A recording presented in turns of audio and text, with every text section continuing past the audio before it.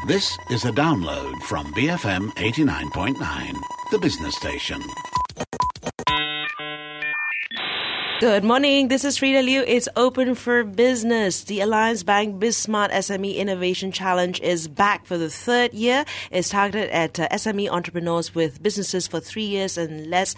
And this year, they've got prizes worth up to $1 million. 1 million ringgit. Okay, big difference. And we'll be hearing from the top 20 finalists every Wednesday and Thursday for the next few weeks. This week, we've got John Ho from Sangkaya and Sherlyn Tan from 23 Fashion. So we'll hear a little bit about their business. And both of them have actually been on air before, but good refresher for all of us. John, Sherlyn, welcome. John, tell us, why did you apply for the Alliance BizSmart SME Innovation Challenge? Good morning, Frida. Good morning, everybody. I'm John from Sangkaya. The main reason that I joined this challenge... You can't be Sherlyn. Yeah. Oh, hi, Sherlyn. So the main reason why I joined this is because for a learning curve, I realized that if ever there's a key trait of what defines entrepreneurs like us, we are always people who are thirsty for knowledge. Of course, being part of the challenge means the exposure to our businesses are great. We are given an opportunity to tell people out there what we are doing and what we are offering. And we get to meet like-minded peers with the all other 20 other finalists. Yeah. More importantly for Sangkaya, though, is about being able to share our business model and to validate its viability. So you get media exposure. You get to learn from some of the best business leaders out there. And guess what? Alliance Bank is actually paying for businesses like us to succeed. So it's really amazing.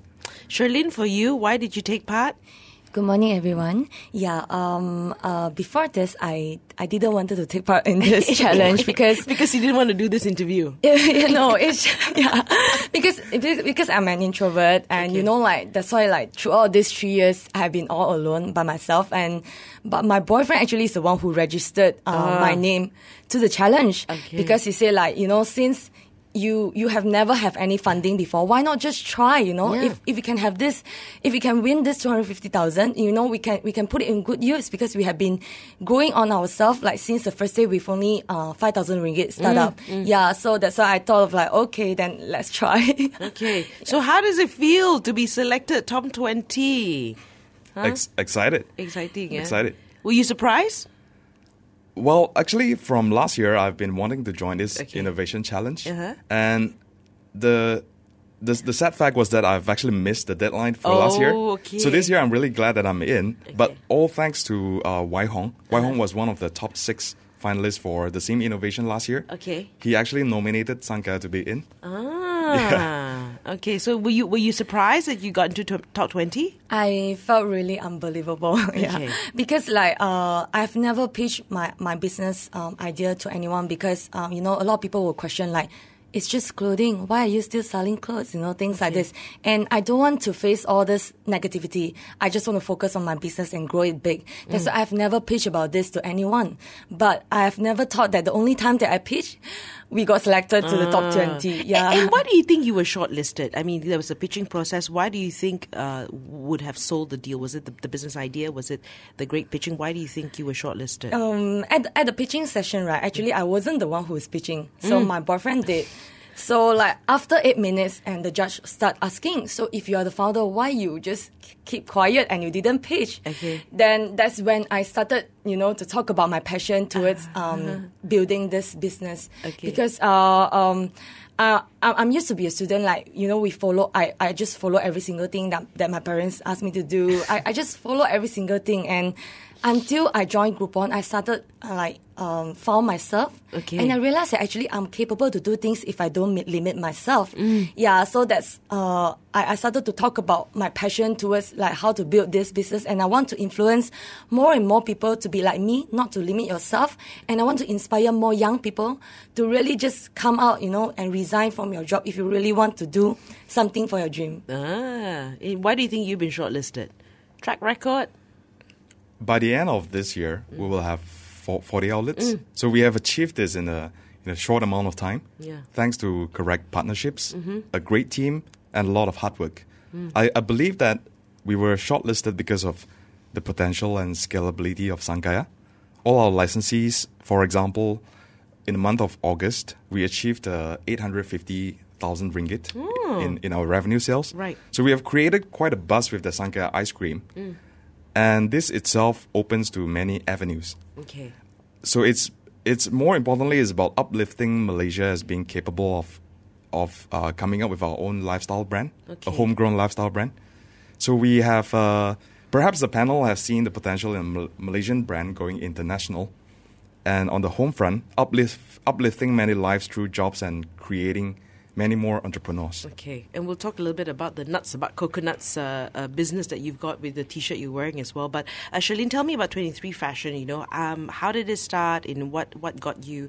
Tell me about the business. Okay, 23 Fashion, we started as a blog shop. So, we source the product from overseas and then we sell. And then during the end of the first year of my business, I realized that I couldn't do that anymore. I need to start manufacture and design my own my own product, because then I can control the quality better. Then after a year of doing that, we started to hire designers. And that's when our business changed to become a platform where we groom all the designers and we help them to sell. Because I'm a very good salesperson, but I might be not so good in designs, but I have a good eye. Yeah. Right. So I have been constantly looking for a partner. And I thought of if I can help to groom all these designers, they can actually be my business partner, Yeah. So they are not just my employee. I provide a platform for them. I help them. I train them. I teach them how to sell. And eventually we can, we can push a brand to an international level. Okay. Yeah. So it's different from the likes of Fashion Valet. Yes, it's totally different, because Fashion Valet, they actually work with a couple of designers who already has a brand. So for us, we just hire people who has a passion. Okay. So it's not necessarily that the person needs to be a designer, because I myself, I'm not a designer, but I made it to KL Fashion Week. Just I still remember last year when I was here, I told Angeline that in the BFM session, it's the same session, I told her that I want to join KL Fashion Week. I want to be the next Jimmy Choo. Then who knows, 1 year later, I met Jimmy Choo. Yeah. Yeah, and he has become so close to us that he really amazed with how determined we are to really make things done. Yeah. Yeah. Okay. Why do you think you've grown so rapidly? Okay.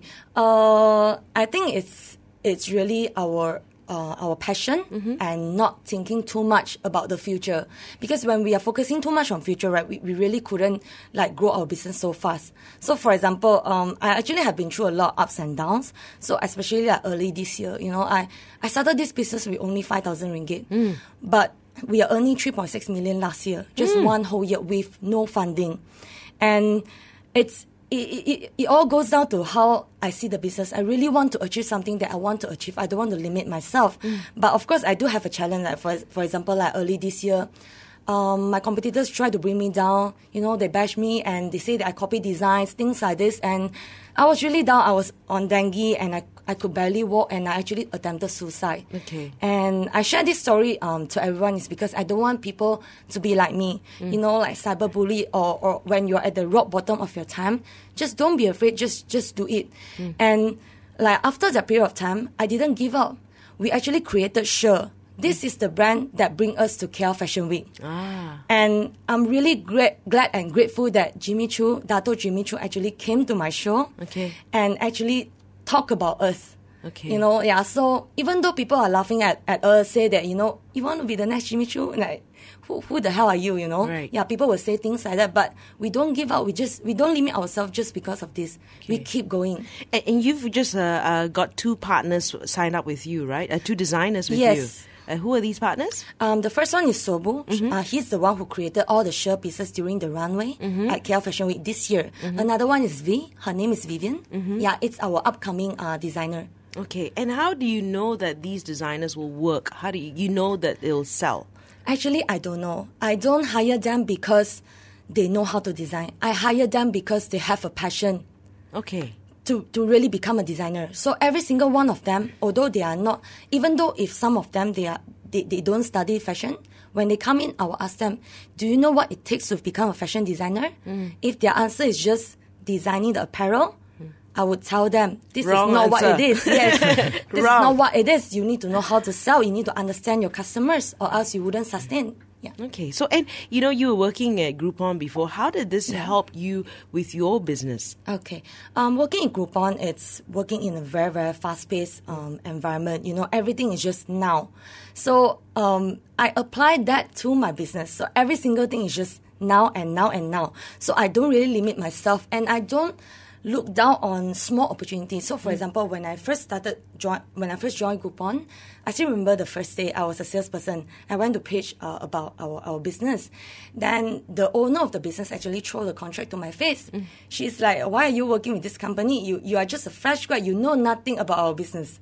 So I cried and I resigned. But I'm grateful that Groupon, they give me a second chance.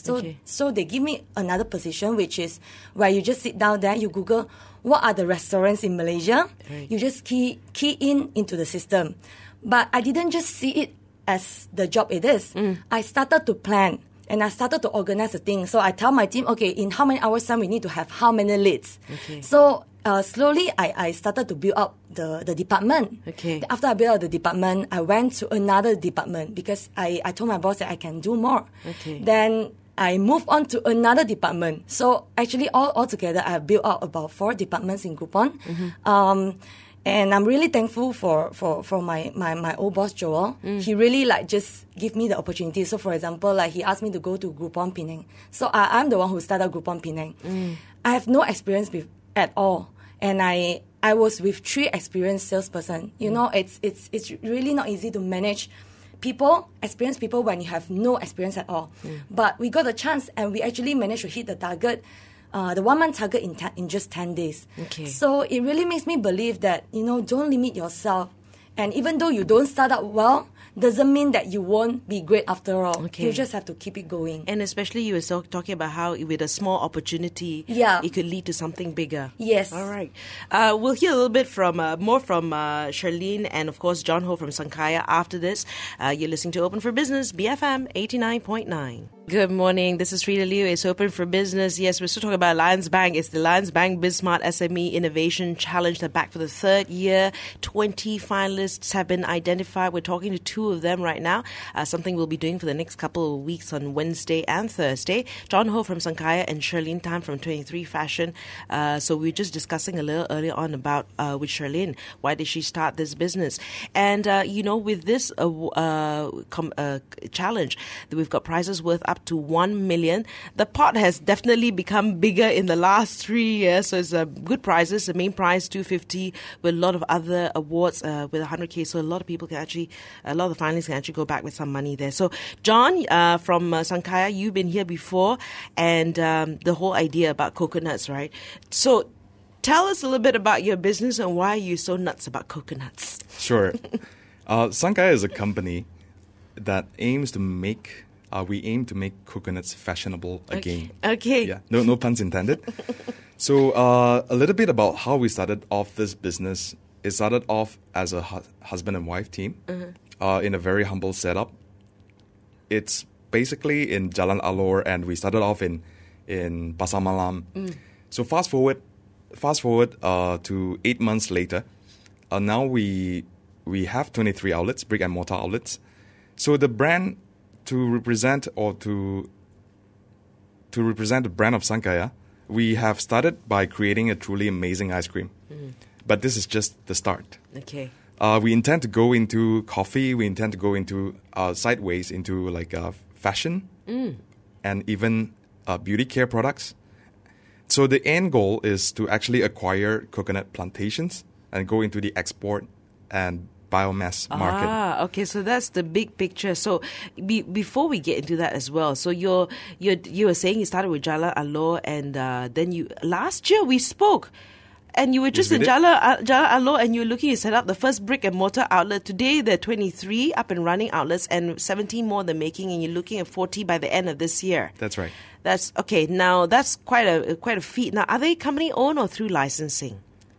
Well, for Sangkaya as a principal ourselves, we own 3 of the outlets, and the rest are all being licensed out. Okay. Yep. So now you were just saying that you want to move beyond ice cream, right? But that's the thing as well. When you think about Sangkaya, now people are going to associate it with ice cream. Do you think it'd be easy to evolve into other segments with the Sangkaya brand as you grow?